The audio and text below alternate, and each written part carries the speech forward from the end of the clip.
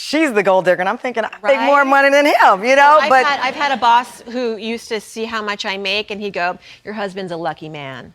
I've had that happen. And that's so inappropriate. We have these double standards. The opening clip is from a talk show called the Tamron Hall Show, I believe. And they're talking to a specialist, as you can see here, who is in a relationship where she makes more, and she explains the dynamic. But when I arrived in my own relationship, making more than my then fiance, now husband, I was sort of at a loss for how to communicate around this. I also felt like I was letting down my family, my mother, who wanted to raise, you know, a strong woman, but also kind of hoped that I would be taken care of. Right. As a Middle Eastern woman, that's kind of the norm, that you marry a man, even no matter how much you're making, that you're still gonna marry up. As things progress and we move towards a more equal society, the elephant in the room remains, how are quote unquote modern women going to accept quote unquote marrying down?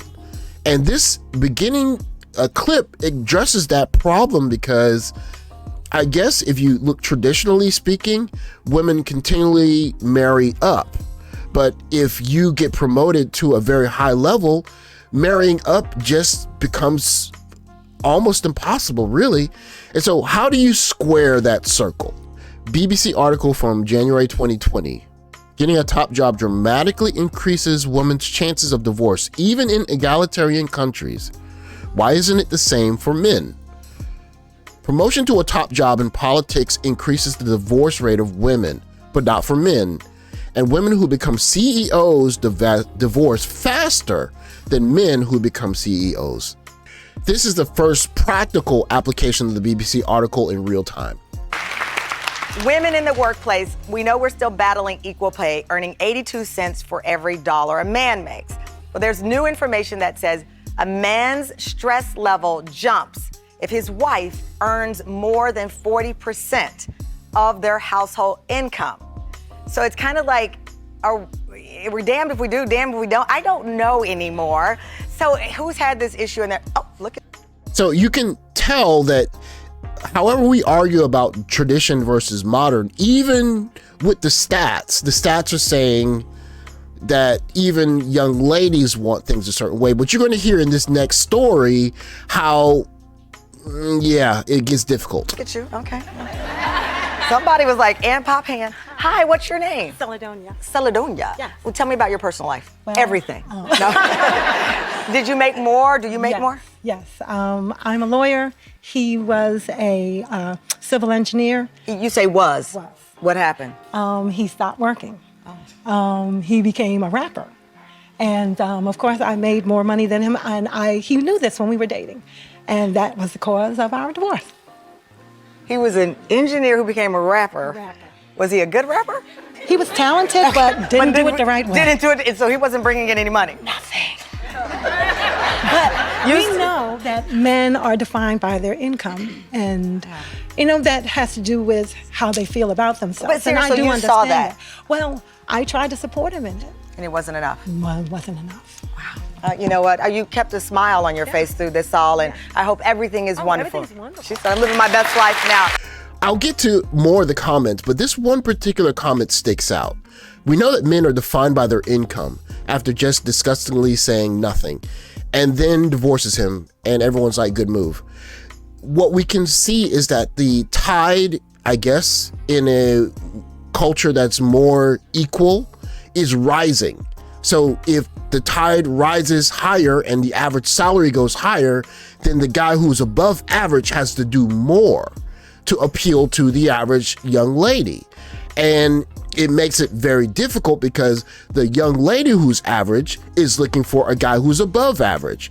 And if a guy who is trying to fill the opposite role in terms of marrying down, it just doesn't work. We're seeing that in stats. The BBC article continues. The paper, which looked at the lives of heterosexual men and women working for private companies with 100 or more employees, found that married women were twice as likely to be divorced 3 years after their promotion to CEO level compared to their male counterparts. In the public sector, using 3 decades worth of records, women mayors and parliamentarians promoted after election doubled their chances of splitting from their partners. 75% were still married 8 years after the vote, compared to 85% of those who didn't get promoted. That's a 10% difference. While there was no evidence of similar effect for men. Female doctors, police officers, priests who progress in their careers also follow the trend. Now we're going to get a second example, and it's not necessarily about marriage and how it worked, but just how attitudes are shifting. Now, thank you. Tanisha in our cyber hall. Tanisha, did this happen to you? No, it didn't happen to me, but how I feel about the situation is women are no longer scrubbing the floors at home. We are bosses, we are entrepreneurs, we make boss moves. And I feel like that is the new normal in today's society, and men just need to get with it. Get with it or get lost. This is interesting because it refers to D.L. Hughley and how he's running his family as a very pronounced progressive. I mean, I get this.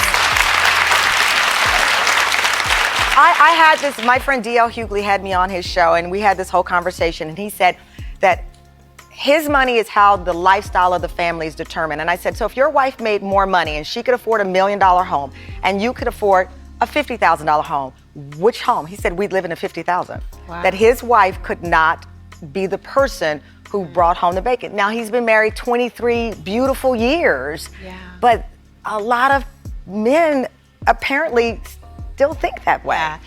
It is really hard when you think about the centuries of social conditioning where men have been told in order to be a good man, a good husband, you must provide. And providing in that context has exclusively meant providing financially. Talk shows like these are very interesting because they leave out the small caveat of who's filing for divorce. But I want to show you some of these comments because the comments say a lot about the conversation.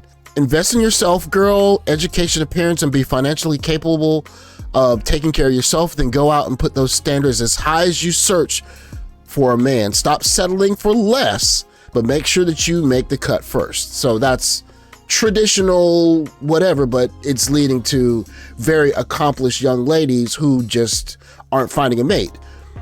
I'm the breadwinner now, and I hate it. Interesting. As a woman, I can wholeheartedly attest that I do not want to be the breadwinner in my marriage. That is my husband's job, to be a provider and protector. I'd much rather be a housewife, homemaker, and stay at home. I don't see why women fight tooth and nail to be stronger than men or want to do a man's job. Interesting.